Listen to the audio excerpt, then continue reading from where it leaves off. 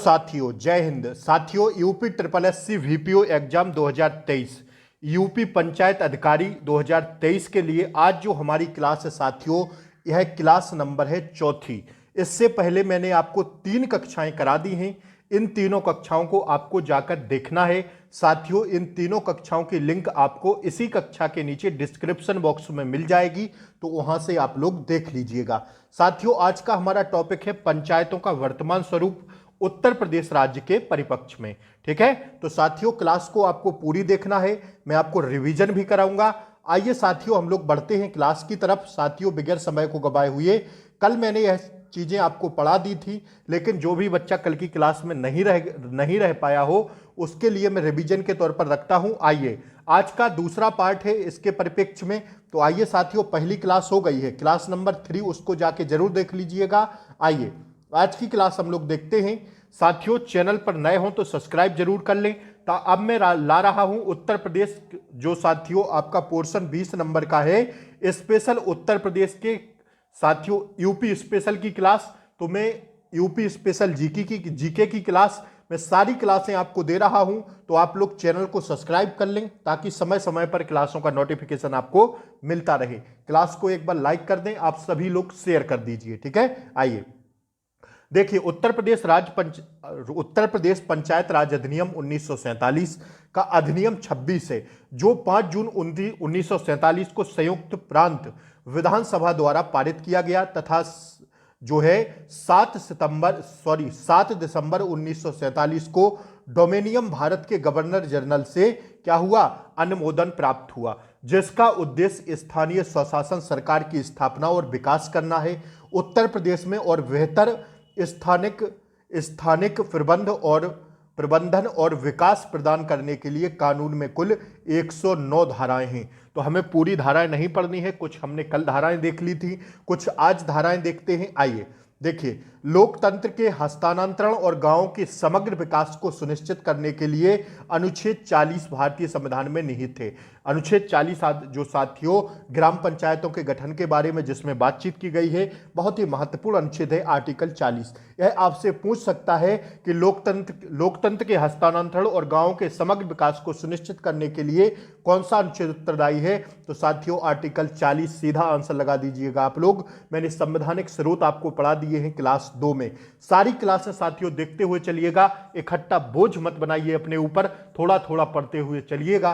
ठीक है, आइए आज हम देखते हैं साथियों पंचायत राज अधिनियम 1947। एक ग्राम पंचायत को स्कूलों और अस्पतालों को नियुक्ति करना, रखरखाव को सुधार के लिए भुगतान किए गए किसी कर या लेवी को इकट्ठा करने और राज्य सरकार को सौंपे गए खातों और अन्य कार्यों के लिए अधिकृत करता है। क्या पंचायत राज अधिनियम 1947 संयुक्त प्रांत अधिनियम है यह साथियों, उत्तर प्रदेश राज्य पंचायत अधिनियम 1947 का है। इसकी धारा 1 में प्रावधान अधिनियम पूरे उत्तर प्रदेश में विस्तारित होगा। धारा 1 में कहा गया है दोस्तों कि यह जो अधिनियम है पूरे उत्तर प्रदेश में राज्य में विस्तारित होगा। ध्यान रखिएगा, सीधा आएगा आपसे क्वेश्चन कि उत्तर प्रदेश राज्य में विस्तारित कौन सी धारा के तहत किया जाएगा, तो आपको धारा 1 लगा देना है दोस्तों, यही आपका राइट आंसर हो जाएगा। ठीक है, आइए अब देखिए इस अधिनियम की विभिन्न मुख्य विशेषताएं इस प्रकार हैं। पहले पर ग्राम सभा की स्थापना आती है। यह पहल उस गांव या गांव समूह के विकास के लिए एक ग्राम सभा गांव या गांव समूह की स्थापना का प्रावधान करती है। ठीक है, आइए दूसरा देखिए अधिनियम की धारा 2G। देखिए जो मोस्ट इंपोर्टेंट धाराएं हैं वह मैं आपको लिखवा रहा हूं, आप लोग नहीं लिख पा रहे हो तो स्क्रीनशॉट लेते हुए चलिएगा, क्योंकि बहुत लंबी क्लास में नहीं करूंगा। ठीक है, आइए अधिनियम की धारा 2G में ग्राम सभा को परिभाषित करती है। इसका मतलब धारा 3 के तहत स्थापित एक निकाय है जिसमें ग्राम पंचायत क्षेत्र के एक गांव में संबंधित चुनावी पंक्तियों में पंजीकृत लोग शामिल होंगे।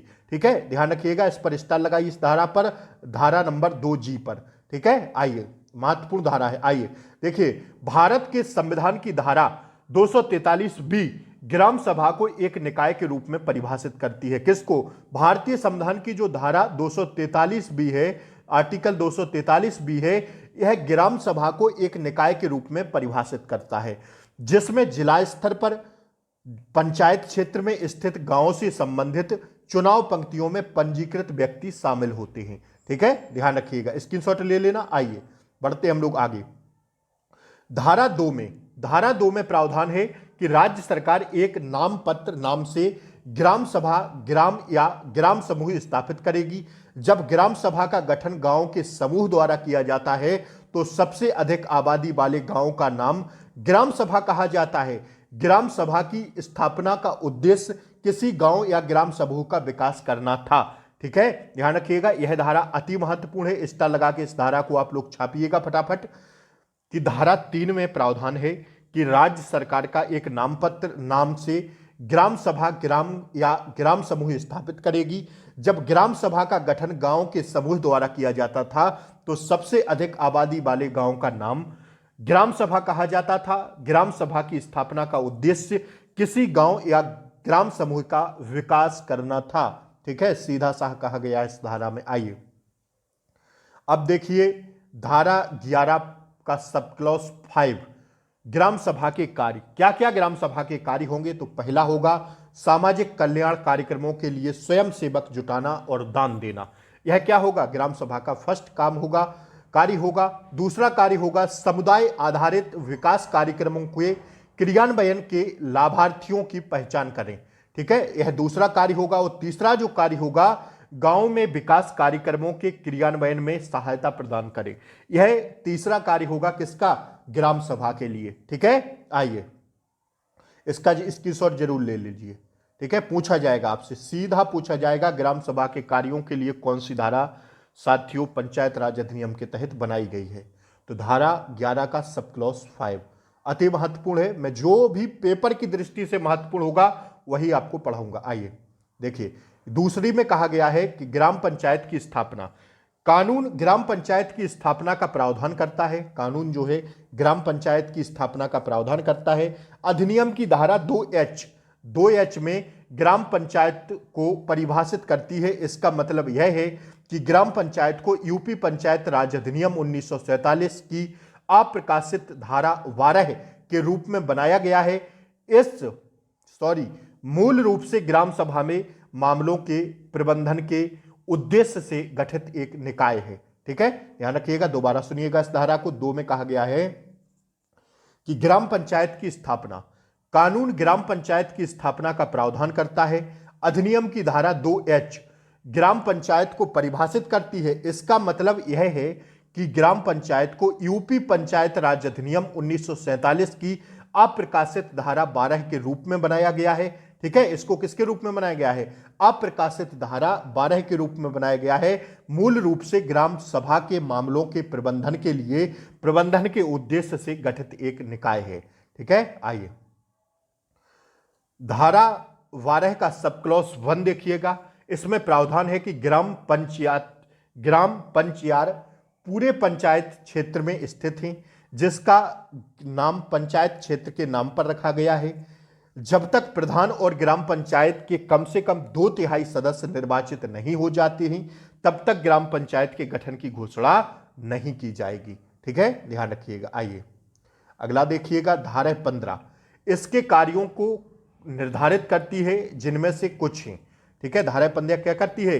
इसके कार्यों को निर्धारित करती है ग्राम पंचायत के, जिनमें से कुछ निम्नवत हैं। पहला, कृषि एवं कृषि को बढ़ावा देना एवं विकास करना। दूसरा, यह धारा अति महत्वपूर्ण है, धारा 15 लिखिएगा आप लोग फटाफट, महत्वपूर्ण है। कृषि एवं कृषि को बढ़ावा देना और विकास करना। मैदानों एवं चारागाह का विकास करना। तीसरा, भूमि विकास में सरकार की सहायता करना। लघु सिंचाई परियोजना से जल वितरण या प्रबंधन में सहायता करना। अगला लिखिएगा, 5वां, डेयरी मुर्गी पालन आदि को बढ़ावा देना। अगला लिखिए, घाटियों में मत्स्य पालन का निर्माण। यह सब कार्य अति महत्वपूर्ण है जो कि धारा 15 के अंतर्गत आते हैं। आइए अब देखिएगा 3, देखिए पंचायत अवधि। धारा 12 का सब क्लॉज 3 कहता है कि प्रावधान यह है कि ग्राम पंचायत का कार्यकाल उसकी पहली बैठक की तारीख में 5 वर्ष का होगा। और धारा 95 का सब क्लॉज 1 यप के तहत निरस्त नहीं की जाएगी। ग्राम पंचायत निर्माण के लिए चुनाव को अंतिम रूप दिया जाएगा। ठीक है, बात पहला लिखिए, ए लिखिए, 5 वर्ष की अवधि समाप्त होने से पहले या इसके विघटन की तारीख से 6 महीने की अवधि समाप्त होने से पहले। ठीक है, तो इसका स्क्रीनशॉट ले लीजिएगा आप लोग, फटाफट ले लीजिए, फटाफट ले लीजिए इसका स्क्रीनशॉट। ठीक है, आइए आगे बढ़ता हूं मैं। देखिए, जहां ग्राम पंचायत द्वारा अपने कार्यकाल की समाप्ति से पहले बिताया गया शेष समग्र पंचायत के शेष समय के लिए जारी हो रहेगा, जो कि यदि खर्च ना किया गया होता तो जारी रहता। ठीक है, कहा गया है कि जहां ग्राम पंचायत द्वारा अपने कार्यकाल की समाप्ति से पहले बिताया गया शेष समय ग्राम पंचायत के शेष समय के लिए जारी रहेगा, जो कि खर्च ना किया गया हो तो जारी रहता। ठीक है, आइए अगला देखिएगा, चौथा नंबर देखिएगा। ठीक है, आइए, प्रधान कार्यालय। कानून ग्राम पंचायत के प्रधान को इसका अध्यक्ष बनाने का प्रावधान करता है। कानून जो है ग्राम पंचायत के प्रधान को इसका अध्यक्ष बनाने का प्रावधान करता है। ठीक है, और धारा 11B में कहा गया है कि ग्राम पंचायत के प्रधान का चयन पंचायत क्षेत्र की निर्वाचन क्षेत्रों की पंक्तियों में पंजीकृत व्यक्ति द्वारा किया जाएगा। स्टार लगा लीजिए इस पर। ठीक है, धारा 11B पर स्टार लगाइए। आइए, इसके पहले वाली क्लास आप लोग जरूर देखें जो मैंने कल कराई थी, आपको डिस्क्रिप्शन बॉक्स में सारी क्लासें मिल जाएगी। अब देखिएगा, ग्राम पंचायत के किसी भी आम चुनाव में प्रधान का चुनाव नहीं किया जाता है और ग्राम पंचायत के पूर्ण सदस्य के 2/3 से कम को राज्य सरकार या उसके द्वारा अधिकृत अधिकारी आदेश द्वारा नामांकित किया जा सकता है। पहला लिखिए इसका ए, प्रबंधन समिति जिसमें ग्राम पंचायत के सदस्यों के रूप में चुनाव के पात्र व्यक्तियों की उतनी संख्या शामिल होती है जितनी वह उचित समझे या एक प्रशासक। ठीक है, तो इसका स्क्रीनशॉट ले लीजिए। आइए आगे देखिए, सफी उद्दीन बनाम एडीजे, यह मुकदमा है 1998 RD 109 में यह तर्क दिया गया था कि प्रधान के चुनाव पर इसे आधार पर सवाल उठाया जा सकता है कि उम्मीदवार ने सीट के लिए एक फर्जी दस्तावेज पेश किया था। ठीक है, तो यह कहा गया था, इस मुकदमे को याद रखिएगा, किसमें कहा गया था, सफी उद्दीन बनाम एडीजे राज। ठीक है, एडीजे 1998 RD 109 में यह तर्क दिया गया था कि यदि प्रधान चुनाव पर इस प्रकार आधारित का सवाल उठाया जा सकता है प्रधानी चुनाव में कि उम्मीदवार के सीट के लिए एक फर्जी दस्तावेज पेश किया गया था। स्टार लगाइए इस मुकदमे पर। ठीक है, आइए धारा 11V का सब क्लॉज 6 देखिए, में प्रावधान है कि प्रधान के पद का कार्यकाल ग्राम पंचायत के कार्यकाल के साथ मेल खाएगा। ठीक है, प्रधान और ग्राम पंचायत के अन्य सदस्यों को निर्धारित समान लाभ प्राप्त होंगे। अधिनियम अनुसूचित जाति, अनुसूचित जनजाति और पिछड़े वर्गों के लिए प्रधान के पदों के आरक्षण का प्रावधान करता है। ठीक है, धारा 11B का सब क्लॉज 6 अति महत्वपूर्ण है, लिख लीजिए। आइए अब देखिए, महिलाओं के लिए आरक्षण, यह 5 में कहा गया है, 1 2 3 4 5 में क्रम से पढ़ा रहा हूं धाराओं के अंतर्गत। ठीक है, आइए धारा 11A का सब क्लॉज 4 में प्रावधान है कि उपधारा 3 के तहत प्रधान के आरक्षित पदों की संख्या सहित प्रधानों के कार्यकालों की संख्या का 1/3 कम नहीं, जैसा भी मामला हो महिलाओं के लिए आरक्षित होगा। ठीक है, इसका स्क्रीनशॉट ले लेना, धारा 11A का सब क्लॉज 4। आइए, ये यूपी पंचायत राज अधिनियम की 5 मुख्य विशेषताएं हैं। अधिकांश राज्यों में पंचायतों के चुनाव अनियमित रूप से हो रहे हैं। व्यवहारिक स्तर पर भारत में लोग अशिक्षित हैं और वे वास्तव में इन नवीन विशेषताओं से अवगत नहीं हैं। देश में कुछ हिस्सों में पंचायतें अपशिष्ट पर हावी हैं। पंचायती राज के 3 स्तरों के पास अभी भी बहुत सीमित वित्तीय शक्तियां हैं और उनकी कार्यहर्ता पूरी तरह राज्यों में राजनीतिक इच्छा पर होगी। यह रही हमारी भाग दूसरा। मैंने कहा था कल की क्लास में कि हम लोग 3 भाग में पढ़ेंगे, तो दूसरा भाग यहाँ पर हम समाप्त होता है। तीसरा भाग कल मैं लेकर आऊँगा आप लोगों के लिए, तो बने रहिएगा, हंसते रहिए, मुस्कुराते रहिए। क्लास अच्छी लगी हो तो लाइक शेयर सब्सक्राइब कर दें और साथियों क्लास को शेयर जरूर कर दें, सभी तक यह क्लास पहुँचा दें। अति महत्वपूर्ण, बहुत मेहनत करके आपसे यह क्लास बनाई जाती है हमसे। ठीक है, तो हमारा भी मोटिवेशन बना रहे, इसलिए आप लोग चैनल को सब्सक्राइब कर लें, बेल आइकन प्रेस कर दें, क्लास को लाइक कर दें, जम के शेयर कर दें। ठीक है, जय हिंद, नमस्कार। मिलते हैं कल शाम इसी टाइम अगली क्लास के साथ। तब तक के लिए जय हिंद, टेक केयर, बाय बाय, नमस्कार।